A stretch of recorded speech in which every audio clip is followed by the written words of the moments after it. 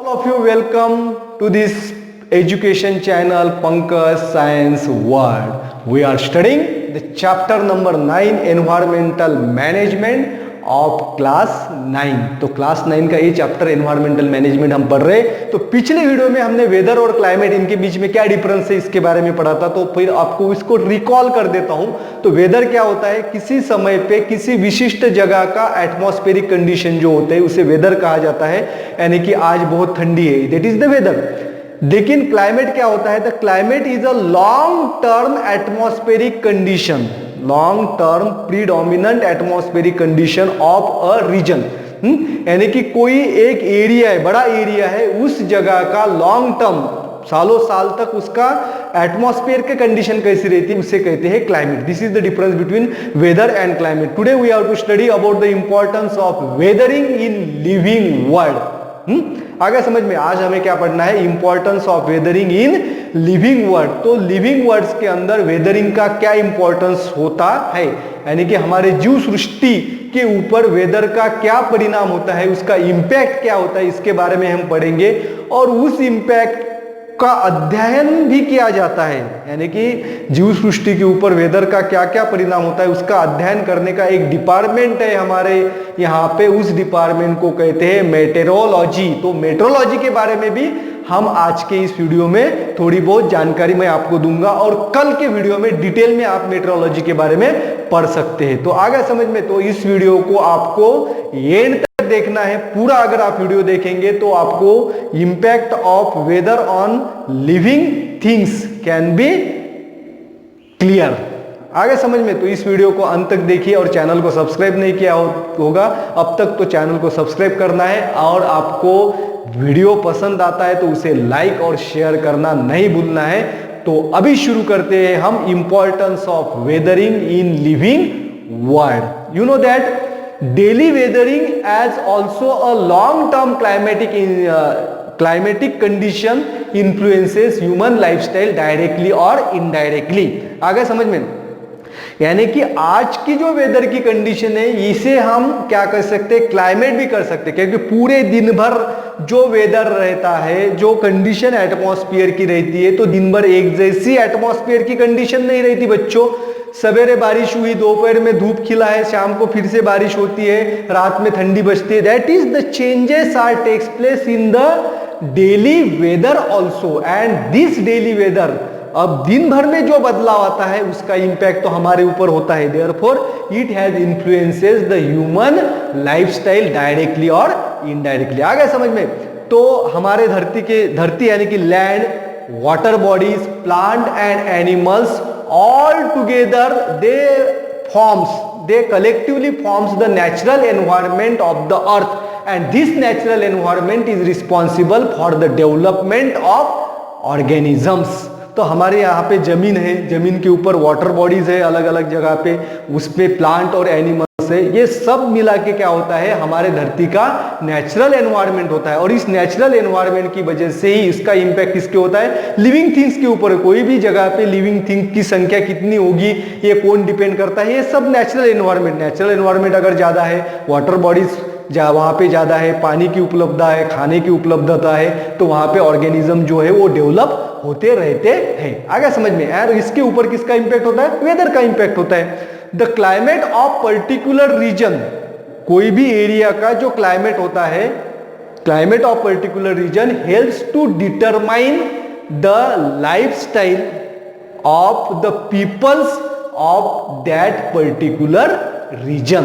कोई भी particular reason का क्लाइमेट होता है, इसके ऊपर उस जगह पे रहने वाले लोगों की लाइफस्टाइल डिपेंड होती है। For example the characteristic lifestyle of Kashmirian people and Rajasthani people.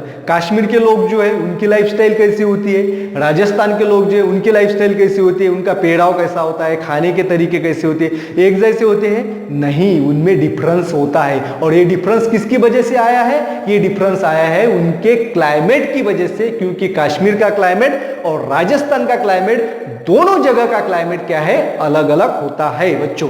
अब तीसरा पॉइंट यहां पे देखिए, थर्ड पॉइंट में क्या दिया है, salinity of marine water, salinity of marine water, then the formation of oceanic current, water cycle are etc.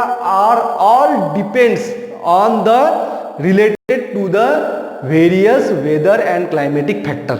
आगे समझ में, salinity of marine water, then occurrence of oceanic current, water cycle are all related to various weather related factor. Weather related factor कौन कौन से हैं? उसमें temperature आता है, एटमॉस्फेरिक प्रेशर आता है, रेनफॉल आते हैं, क्लाउड्स आता है, ह्यूमिडिटी आता है. This all these are the various climatic factor and this various climatic factors have the impact on salinity of marine water. Marine water means समंदर के अंदर का पानी खारा होता है और उसमें जो सॉल्ट का प्रोपोर्शन है वो प्रोपोर्शन किसके ऊपर डिपेंड होता है? क्लाइमेटिक कंडीशन के ऊपर. अगर धूप ज्यादा खिलेगी तो इवापोरेशन ज्यादा होगा, इवापोरेशन ज्यादा होगा तो उसमें से पानी निकल के जाएगा और सॉल्ट उसके अंदर वैसे ही जमा होते रहेगा और सालों साल तक उस जगह पे अगर धूप ज्यादा रहती है, इवापोरेशन रेट ज्यादा होता है तो वहां पे उस पानी की सैलिनिटी बढ़ जाएगी. आ गया समझ में? तो इसमें किसका इंपैक्ट हुआ है? क्लाइमेट का इंपैक्ट हुआ है. तो सिमिलरली वाटर साइकिल किसे कहते हैं? वो एटमॉस्फेयर के अंदर पानी जो वो भाप बन के ऊपर जाता है, ऊपर से फिर नीचे आता है बारिश का पानी बनकर, this is the water cycle. तो इस वाटर साइकिल के ऊपर भी क्लाइमेट का इंपैक्ट होता है. तो इसीलिए कुछ जगह पे बारिश ज्यादा होती है, कुछ जगह पे बारिश कम होती है. तो ये सब रिलेटेड होता है वेदर और क्लाइमेट से.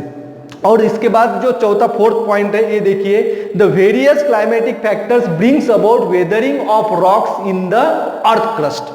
Various climatic factors brings about weathering of rock in the earth crust.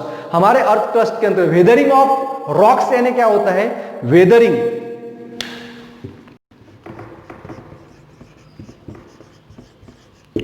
Weathering of rock, यहां पे नाम क्या है? रॉक का weathering. Weathering means conversion of rocks into soil. This is the process. Weathering किसे कहा जाता है? That is the process of conversion of rocks into soil. जो रॉक्स है उनसे ही सॉइल बनती है. तो सॉइल बनने की प्रोसेस जो है it is very slow. It is क्या है? This process is very slow. For the formation of 1 inch और 1 centimetre of the soil it requires more than thousands of the year. 1 centimetre हमारे यहाँ पे धरती पे जो माटी का थर सॉइल तैयार होने के लिए 1000 से भी 1000 साल से भी ज्यादा समय लगता है. And this process is called as weathering. तो इस वेदरिंग यानी कि रॉक्स का कन्वर्शन सॉइल में होने के लिए क्लाइमेटिक फैक्टर्स रिस्पॉन्सिबल है. उसमें टेम्परेचर है, वाटर है, एटमॉस्फेरिक प्रेशर है, that is the flow of winds. ये सबके इंपैक्ट की वजह से रॉक्स का कन्वर्शन किसमें होता है? धीरे धीरे सॉइल में होता है. और इस वेदरिंग के ऊपर भी क्लाइमेटिक फैक्टर का परिणाम होता है. आगे समझ में? तो अब नेक्स्ट पॉइंट जो है, पांचवा पॉइंट देखिए आप, the climate plays an important role. Climate का इंपॉर्टेंट रोल क्या होता है? In the formation on enrichment of soil. Climate plays an important role in the formation and enrichment of soil. जैसे हमने देखा है फॉर्मेशन एंड, जहां पे सॉइल ज्यादा होगी, जिस धरती के ऊपर सॉइल ज्यादा होगी तो सॉइल अगर ज्यादा है तो वो एनरिच भी होगी. एनरिचमेंट यानी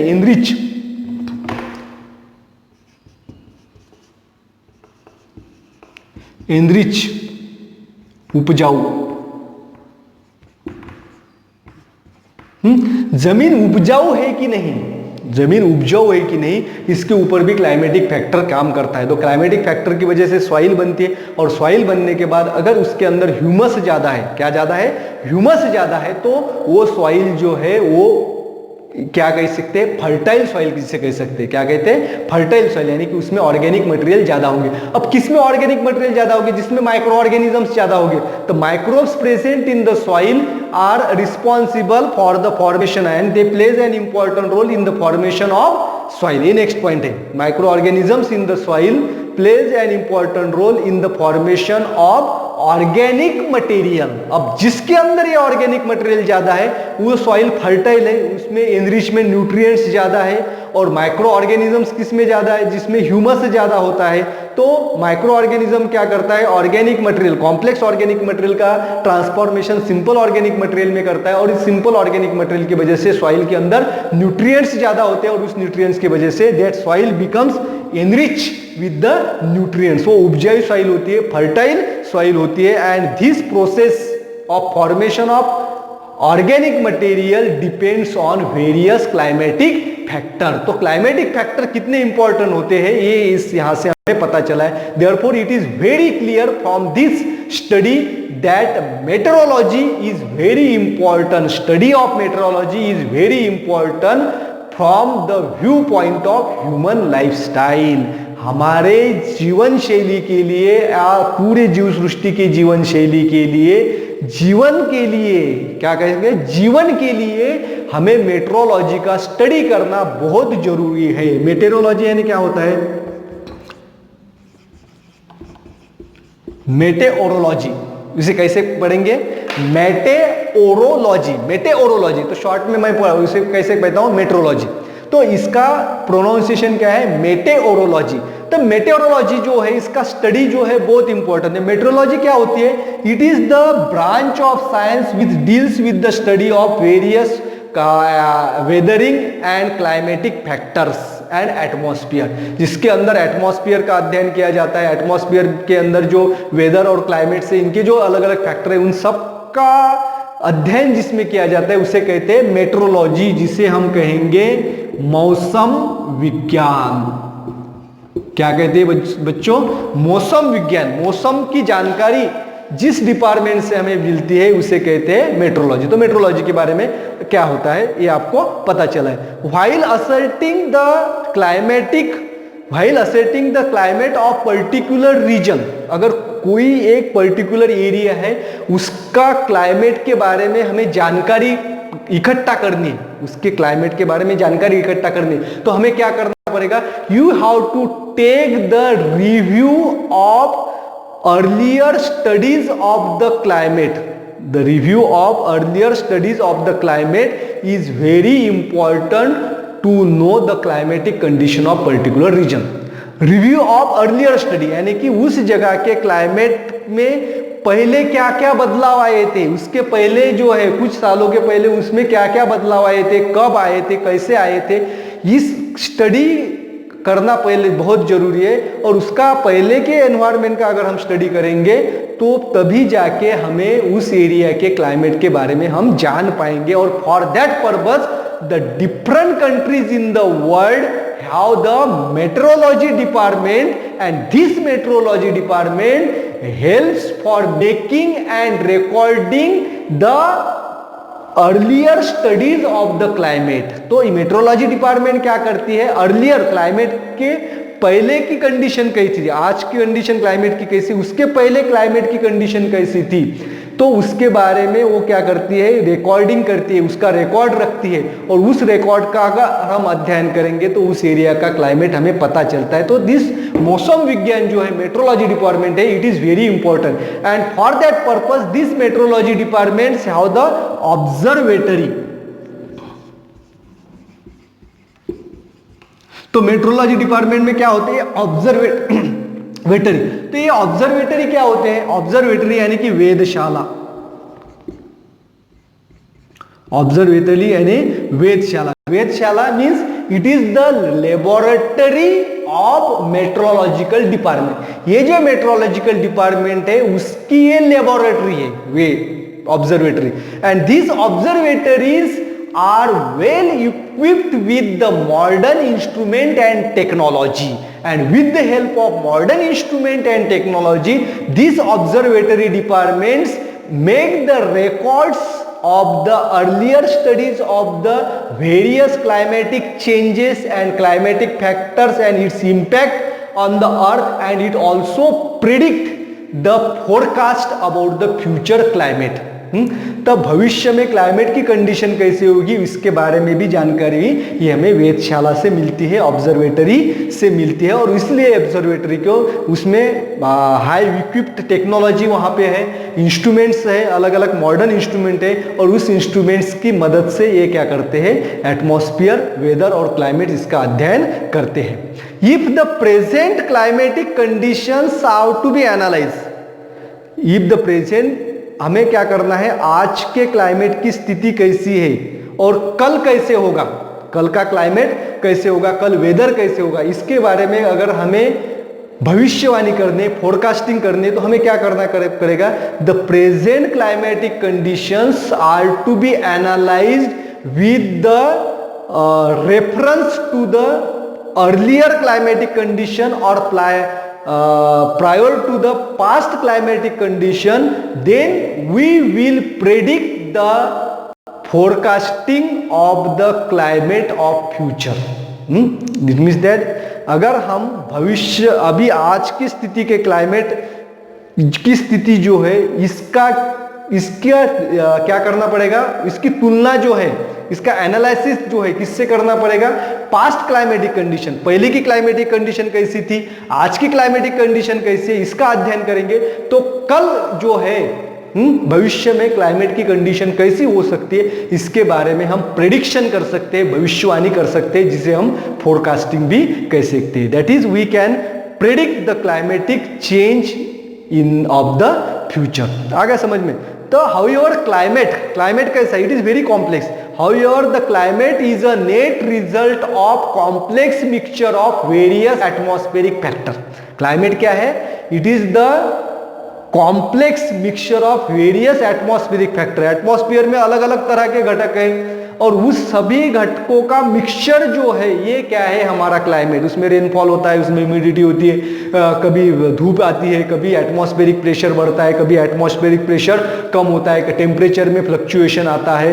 इन सब फैक्टर्स का मिक्सचर हमारे एटमॉस्फेयर के अंदर है, and that is why it is very difficult, that is the prediction or forecasting of the climate is very complicated and difficult।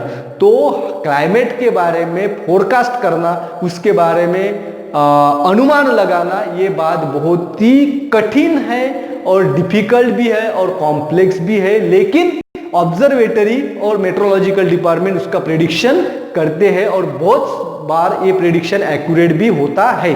और कई बार क्लाइमेट के बारे में जो फोरकास्टिंग किए हैं वो फेल भी होती है। वेदर का हमें बताता है कि अभी आने वाले 8 दिनों में बहुत ज़्यादा बारिश होगी और 8 दिनों में बारिश होती ही नहीं। ऐसा क्यों होता है फिर? Because forecasting is very easy for the places where the climate changes are slow and are of that is called as limited nature. जिस जगह पे क्लाइमेट में जो चेंजेस होते हैं वो बहुत ही धीरे धीरे होते हैं और बहुत ही लिमिटेड फैक्टर्स के अंदर क्लाइमेट में बदलाव आते हैं, तो उस जगह का प्रेडिक्शन करना, उस जगह के क्लाइमेट के बारे में फोरकास्ट करना बहुत ही आसान है। लेकिन for making the forecasting is very difficult for the places where the climatic changes are complex, then interdependent and rapid. जहां पे क्लाइमेट जो है वो कॉम्प्लेक्स है और जहां पे क्लाइमेट में बहुत ही जल्दी बदलाव आते हैं, तो उस जगह के मौसम की जानकारी देना बहुत ही कठिन होता है। तो यहाँ पे आज आपने इस वीडियो के अंदर क्लाइमेट और क्लाइमेटिक चेंजेस के बारे में पढ़ा, फोरकास्टिंग कैसे होता है ये भी पढ़ा, और इसका इम्पैक्ट लिविंग ऑर्गेनिज्म के ऊपर कैसे होता है, ये सब बातें आपने इस वीडियो में जानी है। तो thanks for watching complete video and don't forget to subscribe my channel, like and share the video. Thank you.